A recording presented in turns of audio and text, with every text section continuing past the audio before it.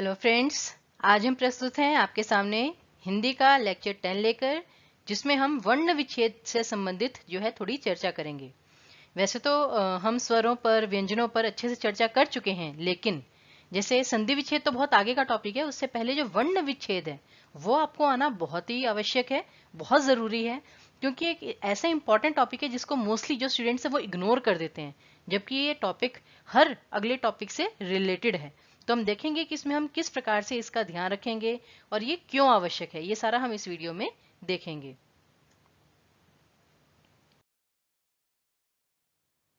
तो जैसे मैंने आपको कहा कि ये चीज जो है इतनी समझनी आवश्यक क्यों है, वर्ण विच्छेद, और ये होता क्या है। तो उसके लिए सबसे पहले आप दो शब्द देखिए यहाँ पर, चिन्ह और चिन्ह। आपको लगेगा ये दोनों तो बोलने में बिल्कुल सेम है, लेकिन इसमें लिखने में अंतर है, और आपको लगेगा कि आई गेस इनके जो स्पेलिंग्स हैं वो भी बिल्कुल सेम है। क्यों? ये हमें गलतफहमी क्यों होती है? क्योंकि अधिकतर हमें लगता है कि जैसे ये जो चिन्ह है, और आपने देखा होगा मोस्टली जगह लिखा भी ऐसा होता है चिन्ह, और हम बोलते भी ऐसे हैं चिन्ह, यानी कि न, चिन्ह, कि ह बाद में आ रहा है। और इसमें ऐसा है कि जो न है वो आधा है और ह पूरा है। और ये जब हम देखते हैं हमें लगता है ये भी इसी का ही एक स्वरूप है, कि जैसे च के साथ छोटी ई की मात्रा, ह पूरा है, ह के नीचे ये छोटा सा आधा न है, जबकि ये बिल्कुल गलत बात है।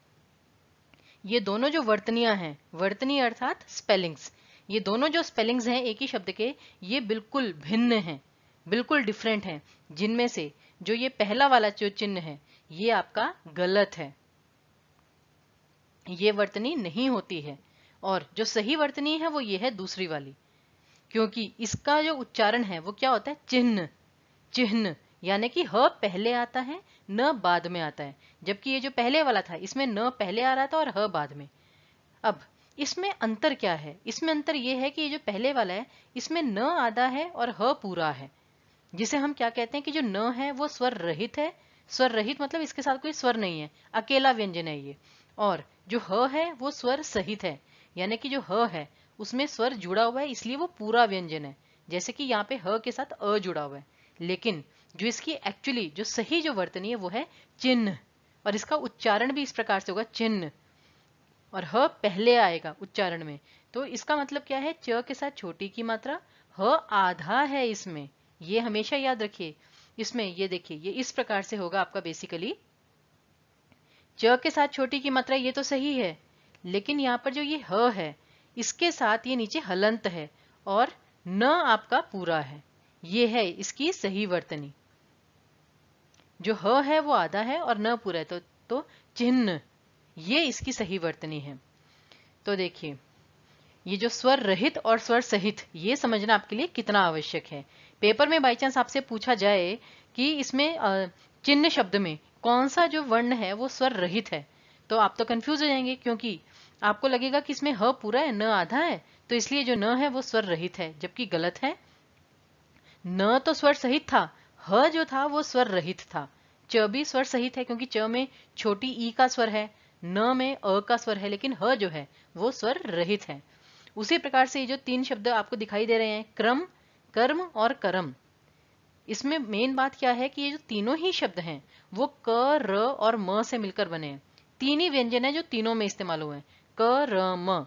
लेकिन अंतर क्या है? अंतर ये है, यहाँ पर एक और छोटी सी चीज देखिए, जो सबसे पहला शब्द है ना क्रम, उसमें हमेशा स्टूडेंट्स को ये लगता है कि क्रम में क पूरा है, उसके क के पैर में र है, कि र आधा है, जबकि ये भी मिसकंसेप्शन है, ये गलत चीज है। आप इस शब्द को ना एक बार बोल कर देखिए, क्रम, क्र, यानी कि क्र जब आपने बोला तो बाद में क्या बोला गया, क्र, र बाद में बोला गया और र पूरा बोला गया। इसका मतलब कि इसमें क आधा था और र पूरा था, ये थी इसमें सबसे मेन चीज। और म तो पूरा है ही है, लेकिन जो दूसरा है, और उसे हम बोलेंगे कैसे, ये तो था क्रम, क्रम, ये है कर्म। कर्म में हम क तो पूरा बोल रहे हैं, कर, कर्म, लेकिन इसमें जो र है वो स्वर रहित है, क्योंकि र आधा है इसमें, तो इसलिए हम कर्म, र के साथ म फटाफट बोल दिया हमने, क्योंकि म के साथ भी स्वर है, क के साथ भी स्वर है। और जब ये आधा र, ये जो ऊपर जब जाता है ना, तो ये जब हम र बोलते हैं जैसे कर्म, तो र के बाद म बोला गया, तो म के ऊपर ये जो है आधा र आता है। इस चीज का आपको ध्यान रखना है। और तीसरा है करम। करम हमने क्यों बोला, क्योंकि क में भी स्वर है, र में भी स्वर है, म में भी स्वर है। तो ये देखिए यहां से आपको पता चलता है कि कौन सा जो व्यंजन है वो स्वर रहित है, कौन सा स्वर सहित है, किसको कैसे लिखना है, और अर्थ बिल्कुल बदल जाता है। क्रम का मतलब होता है सीरीज एक, कर्म का मतलब होता है काम जो आप करते हैं, और कर्म ये वैसे तो अशुद्धि मतलब एक अशुद्ध तरीके से अगर हम कर्म को बोलें तो हम बोल देते हैं कि अच्छे कर्म करो, लेकिन अब जैसे ये एक डिश का नाम भी होता है, अगर आप कभी दक्षिण में जाएंगे, दक्षिण भारत में, तो घी करम इडली, घी कारम इडली या घी करम इडली। तो इसलिए सिर्फ स्वर बदलने से, स्वर बदल जाने से कितना अर्थ में अंतर आ जाता है ये आप खुद देख रहे हैं।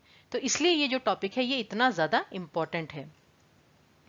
और देखिए इसमें कितने सारे जो विषय हैं इससे संबंधित हैं। वर्तनी जो स्पेलिंग्स हैं वो सबसे ज्यादा इंपॉर्टेंट हैं। फिर अगर वर्तनी सही होगी, सही वर्तनी सही सही अर्थ निकलेगा। वर्तनी सही होगी तो शब्दकोश में भी आप सही से ढूंढ पाएंगे। अब आप कहेंगे यहाँ पे शब्दकोश कहाँ से आ गया। देखिए पेपर में शब्दकोश से संबंधित प्रश्न पूछा जा सकता है। जैसे आप इंग्लिश की डिक्शनरी पढ़ते हैं उसी प्रकार हिंदी की भी डिक्शनरी होती है जिसे हम कहते हैं हिंदी का शब्दकोश, और उसे पढ़ने के कुछ नियम होते हैं। लेकिन उन नियमों के लिए आपको ये जो है वर्ण विच्छेद ये जानना बहुत आवश्यक है। बिना वर्ण विच्छेद के आप हिंदी शब्दकोश सही से कभी समझ ही नहीं पाएंगे। फिर संधि विच्छेद, संधि विच्छेद आगे जो टॉपिक है, और उपसर्ग प्रत्यय जो पेपर में कई बार आ चुका है, और 100% चांसेस है कि उपसर्ग प्रत्यय से तो आएगा या संधि से, इन दोनों में से किसी एक टॉपिक पर प्रश्न पूछा ही जाएगा। 99.9% चांसेस हैं। तो इन सभी के लिए हमें जो वर्णों का ज्ञान है, वर्ण मतलब स्वर और व्यंजन दोनों, उनका सही ज्ञान होना अति आवश्यक है कि कौन सा वर्ण कहाँ पर आएगा, कैसे आएगा, आगे आएगा, पीछे आएगा, ऊपर आएगा, नीचे आएगा। तो इस चीज का बहुत ध्यान रखना है आपको। चलिए तो अब देखिए वर्ण में स्वर और व्यंजन जैसे दोनों आते हैं, उनकी मात्राएं आपको पता होनी चाहिए। कभी कभी आप मात्रा गलत लिख देते हैं जिसके कारण सब कुछ गलत हो जाता है। जैसे ये अ की तो कोई मात्रा नहीं होती, लेकिन आ की मात्रा होती है। छोटी ई की मात्रा, बड़ी ई की मात्रा। ये गोला जो है यानी कि इसके बाद जो ये मात्रा है बड़ी ई, छोटा ऊ, बड़ा ऊ, री, ए औ और औ, ये अनुस्वार है जो ऊपर बिंदु लगता है, और विसर्ग जो पीछे लगता है जैसे अतः। तो ये सब आपको जो चिन्ह है वो पता होने चाहिए अच्छे से। अब देखिए कि वर्ण विच्छेद किया कैसे जाता है बेसिकली। अब वर्ण जो है, वर्ण में स्वर और व्यंजन दोनों आते हैं। यानी कि अगर आपके पास कोई शब्द दिया होगा तो उसे आप स्वर और व्यंजन में जितना ज्यादा तोड़ सकते हैं आप तोड़ेंगे। जैसे कि आपके पास यहाँ पे 3 बहुत ही साधारण से शब्द दिए हैं, कातिल, किराया और क्यारी। अब देखिए कातिल, कातिल में आप इसे तोड़ेंगे कैसे। का जो है वो कैसे बना है, क के नीचे हलंत जमा आ, का, क्योंकि क के साथ आ का स्वर है। उसी प्रकार त के साथ छोटी ई का स्वर है, तो इसलिए त के नीचे हलंत जमा ई, क्योंकि बिना स्वर के कभी भी हम जो व्यंजन लिखते हैं उसके नीचे हम हलंत जरूर डालते हैं। इस चीज का हमेशा ध्यान रखिए कि बिना स्वर के जो भी स्वर रहित है व्यंजन उसके नीचे हम हलंत डालते हैं, क्योंकि बिना स्वर के हर व्यंजन आधा होता है। और फिर ल, ल अकेला है यानी कि उसमें केवल अ का स्वर है, तो इसलिए ल के नीचे हलंत जमा अ। तो ये हुआ पूरा का पूरा कातिल शब्द का वर्ण विच्छेद। तो अगर आपसे पूछा जाए वर्ण विच्छेद, या इसे वर्ण विन्यास भी कहते हैं, तो उसका वर्ण विच्छेद अगर करना है तो आप इस प्रकार से करेंगे। क के नीचे हलंत जमा आ, जमा त के नीचे हलंत जमा ई, और ल के नीचे हलंत जमा अ। ये है इसका वर्ण विच्छेद। अब किराया, इसमें क के साथ छोटी ई का स्वर है, तो ये देखिए की, फिर र के नीचे हलंत जमा आ, रा, और य के नीचे हलंत जमा आ, या। तो ये बन गया किराया। ये है इसका सही वर्ण विच्छेद, क्योंकि यहां से हमें पता चल जाता है कि कौन सा वर्ण अधूरा है और मतलब स्वर रहित है और कौन सा स्वर सहित। और ये मैं आपको क्यों बता रही हूँ, हो सकता है पेपर में आपके पास ना ये बाइफरकेशन आ जाए और आपसे कहा जाए इस वर्ण विच्छेद से बने शब्द को लिखिए, तब आपको पता होना चाहिए कि ये कैसे जुड़ रहा है। अब जैसे अब इस शब्द को हम ना देखें, आप यहां पर आइए, ये क के नीचे हलंत है, फिर सीधे य के नीचे हलंत है। अब यानी क के नीचे हलंत के बाद कोई स्वर नहीं है, इसका मतलब शब्द में जो क है वो आधा है। तो स्टार्टिंग आधे क से हुई है। आधा क जमा य के नीचे हलंत जमा आ, अब या पूरा है तो ये बन गया क्या, और जमा र के नीचे हलंत जमा बड़ी ई, तो ये री। तो क्या री, ये है आपका शब्द।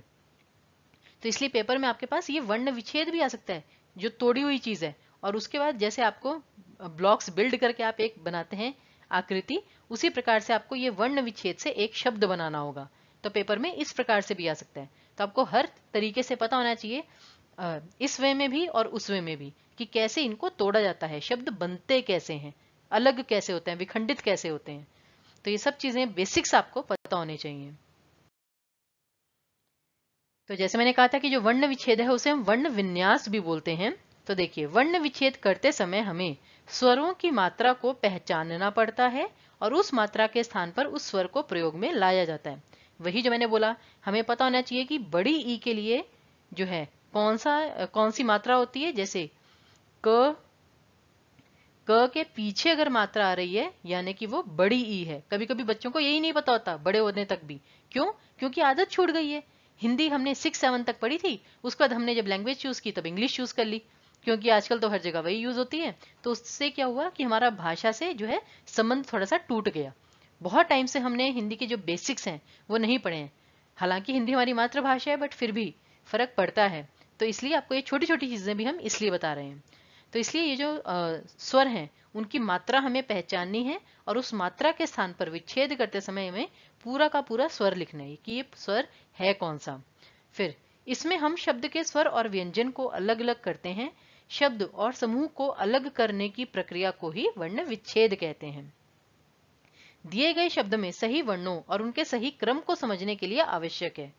अब क्या होता है कि जब हमने वर्ण विच्छेद किया, हमें क्रम भी पता चल गया। क्रम मतलब सीरीज, कि जैसे हमने देखा कि आधा क है, क के नीचे हलंत है और उसके बाद सीधा य है, यानी कि आधा क, तो स्टार्टिंग ही आधे क से हो रही है। तो हमें क्रम भी पता चल गया और हमें यह भी पता चल गया कि उसके साथ कौन सा स्वर है भी या नहीं। तो इसलिए ये सब जो है ये हमें वर्ण विच्छेद से पता चलता है। अब देखिए, अब मैं आपसे आशा करूंगी कि जरा आपके पास अगर कोई पेज वगैरह होगा तो वो यहाँ तक थोड़ा सा इन सबको छुपा लीजिएगा और अपने पास केवल ये शब्द लिख लीजिए, कर्कश, वत्स्य, क्रमानुसार और त्र्यंबक। फिर इनको अपने अकॉर्डिंगली इनका वर्ण विच्छेद पहले खुद से करके देखिए, उसके बाद उत्तर देखिए, क्योंकि मैं जानती हूँ इनमें आप कोई ना कोई गलती करेंगे जरूर, क्योंकि शब्द ही ऐसे हैं। इसलिए हम ये 4 शब्द लेकर आए हैं। जरा पहले खुद से आप इनका वर्ण विच्छेद करके देखिएगा, उसके बाद यहाँ पर देखिएगा। तो चलिए, मैं आशा करती हूँ वैसे तो कि आपने वीडियो पॉज करके अपने एंड पर लिखा होगा। अब देखिए, जैसे ये शब्द है, कभी कभी ना स्टूडेंट्स जो है इनका उच्चारण ही सही नहीं कर पाते, और उच्चारण सही नहीं करेंगे तो आप लिखेंगे कैसे।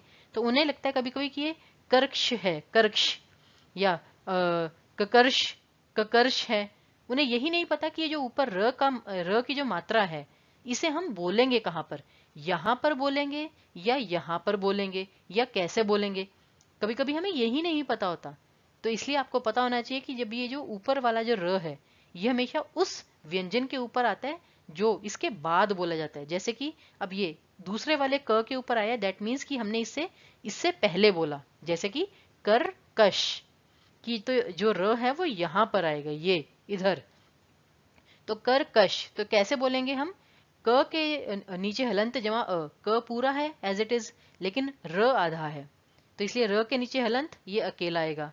फिर आगे जो क है वो फिर पूरा है, तो क के नीचे हलंत जमा अ क, और बाद में जो श है वो भी पूरा है, तो श के नीचे हलंत जमा अ।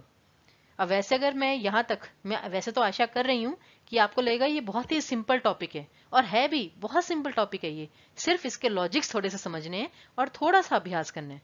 और मुझे लगता है कि आप ये जो छोटा सा वीडियो हम आपके सामने लेकर आए हैं, तकरीबन 20-25 मिनट का, इसको देख के आपको ये टॉपिक जो है वो बहुत अच्छे से क्लियर हो जाएगा। अब आते हैं एक बहुत ही इंटरेस्टिंग वर्ड पर, वर्ड्स। कभी कभी स्टूडेंट्स को इनका उच्चारण ही नहीं करना आता। उनको लगता है कि इसे हम क्या बोलेंगे, वतर्स्य, वतश्रय, या क्या बोलेंगे। लेकिन ये जो र है, मैंने आपको कहा है ना, ये वाला जो ऊपर र की मात्रा जो होती है आधी, ये एक पूरे व्यंजन के ऊपर आती है। तो ये अब कहां पर आएगी, ये आएगी त से भी पहले, क्योंकि ये यहां पर थी। तो इसलिए ये जो र है ये यहां पर आएगा। अब इसके आगे जो त था वो आधा था, इसलिए उसके ऊपर नहीं आया। फिर उसके बाद स आधा था, इसलिए उसके ऊपर भी नहीं आया। लेकिन य पूरा था, इसलिए उसके ऊपर जाकर ये र की मात्रा आई। तो इसे हम कैसे लिखेंगे, और इसका उच्चारण सबसे पहले तो होगा वर्ष्य, वर्त्स्य कि र यहाँ पर और फिर वर्त्स्य, वहां से ही हमें पता चल जाएगा कि व के नीचे हलंत जमा अ, ये तो व तो पूरा का पूरा है, फिर र भी आधा है, त भी आधा है और स भी आधा है, ये देखिए, और य पूरा है, य के नीचे हलंत जमा अ। तो यहां से आपको पता चलेगा कि शब्द को तोड़ना कैसे है। जितना आपको तोड़ना आएगा, अब इसके आगे इसका हम खंडन नहीं कर सकते, इसको हम आगे और तोड़ नहीं सकते, इतना ही टूटेगा ये, इसलिए इसे सही वर्ण विच्छेद कहते हैं। फिर अगला शब्द है क्रमानुसार। क्रम, क्र, तो यानी क्र जो है इसमें क आधा है और र पूरा है, तो र के नीचे हलंत जमा अ, क्र। फिर माँ है, तो यानी कि म के नीचे हलंत जमा आ, माँ। फिर न के नीचे ऊ की मात्रा है छोटे ऊ की, तो इसलिए न के नीचे हलंत जमा छोटा ऊ, ये नू। फिर स के नीचे हलंत जमा आ, सा, और र के नीचे हलंत जमा अ, र। तो ये बन गया क्रमानुसार। उसी प्रकार है त्र्यंबक। अब ये बहुत इंटरेस्टिंग है, क्यों? सबसे पहले तो इसमें ये जो त्र है ये आधा है। अब त्र में त और र से मिलकर बनता है, तो इसलिए त के नीचे भी हलंत है, और वैसे तो त्र अगर पूरा होता तो उसमें त आधा होता है, र पूरा होता है जो दूसरे वाला, लेकिन इसमें त्र ही आधा है, यानी कि त भी आधा है और र भी आधा है। फिर आता है हमारे पास य, तो ये य के नीचे हलंत जमा अ है। अब स्टूडेंट्स को लगता है कि मैम यहाँ पे अ के ऊपर बिंदु यानी कि यहाँ पे अनुस्वार क्यों नहीं लिखा? देखिए, जो अनुस्वार है उसकी ध्वनि कैसी होती है? अंग, अंग यानी कि न का स्वर होता है, लेकिन जब आप इस शब्द को बोलते हैं ना, ये क्या बनता है? त्र्यंबक, त्र्यम, म की ध्वनि आ रही है ना इसमें। और ये हम पंचमाक्षर अभी आगे भी पढ़ते हैं, दोबारा से हम आपको आज बताएंगे। पंचमाक्षर जो होते हैं, हमने देखा कि उसमें हर जगह आजकल अधिकतर अनुस्वार का प्रयोग हो जाता है, लेकिन जहां पर हम स्पेसिफिकली म की ध्वनि ला रहे हैं, वहां पर फिर हम अनुस्वार नहीं लिखेंगे वर्ण विच्छेद करते वक्त, वहां पर फिर हम सीधा म लिखेंगे। तो ये देखिए, य के नीचे हलंत जमा अ, य पूरा लिख दिया, फिर म आधा है, क्योंकि ये त्र्यंबक को हम य और उसके बाद ऐसे आधा म करके भी लिख सकते हैं, इस प्रकार से।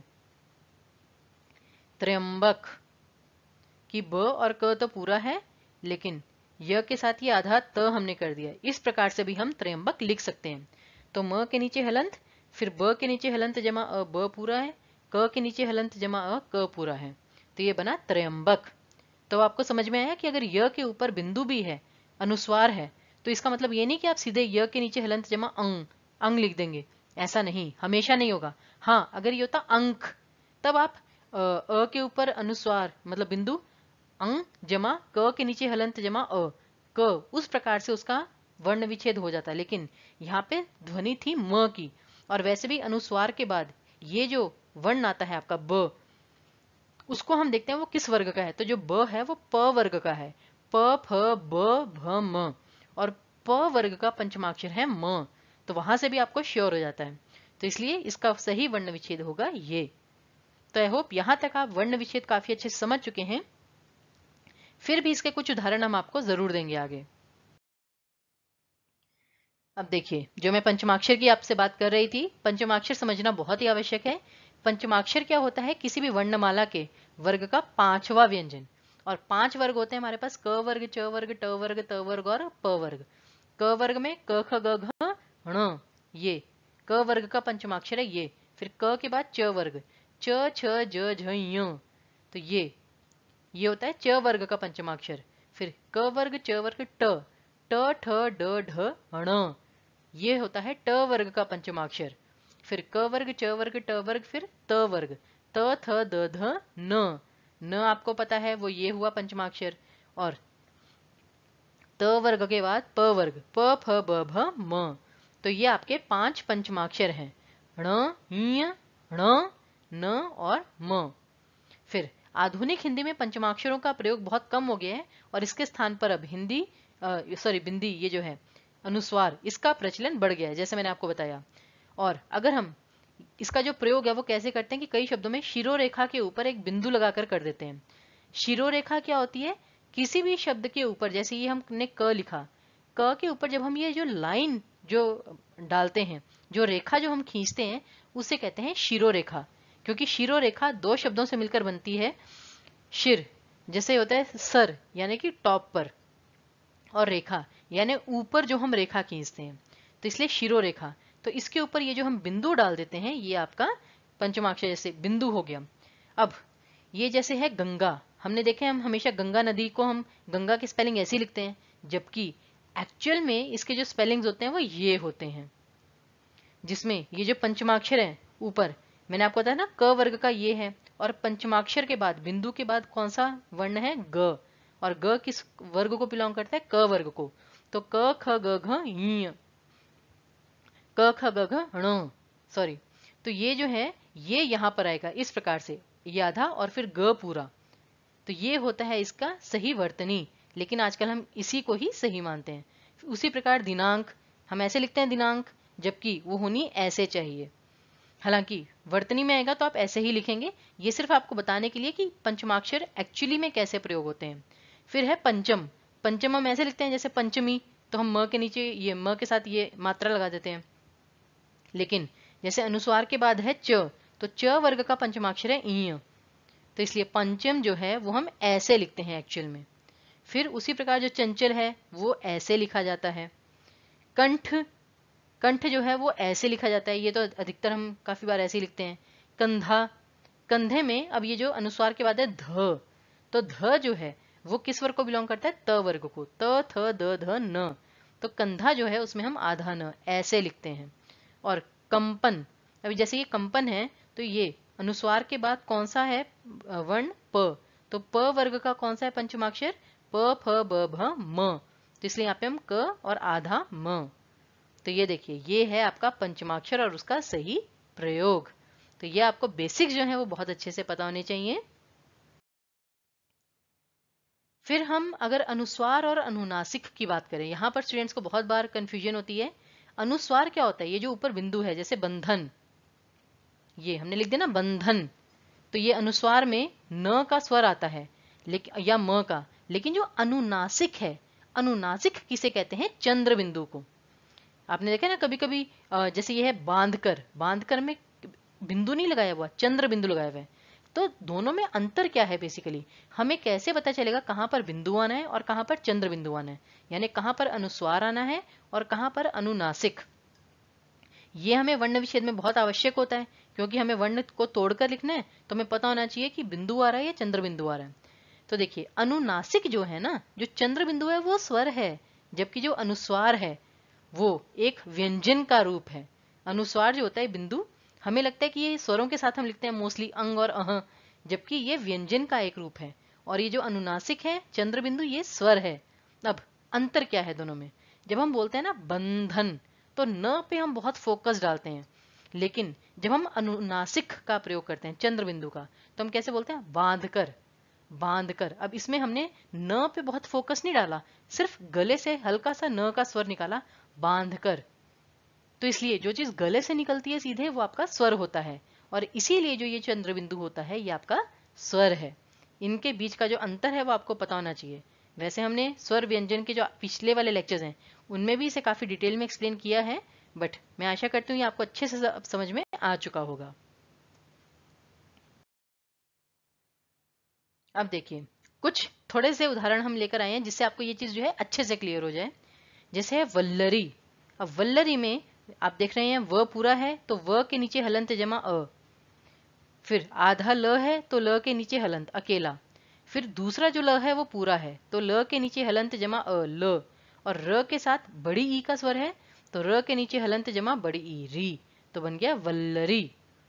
तो ये उसी प्रकार काफी सारे और शब्द हैं। अब जैसे है ये चिबुकम, अब चिबुकम में च के साथ छोटी की मात्रा है तो च के साथ छोटी की मात्रा बन गया ची, फिर ब के साथ छोटे ऊ का स्वर है तो ब के नीचे हलंत जमा छोटा ऊ बू, फिर क पूरा है तो क के नीचे हलंत जमा अ क, लेकिन अब देखिए इसका जो एंड हो रहा है वो म के नीचे हलंत पे हो रहा है, यानी म आधा ही है, तो इसलिए हम ये म के नीचे हलंत एज इट इज छोड़ेंगे क्योंकि कोई स्वर तो है नहीं इसके साथ।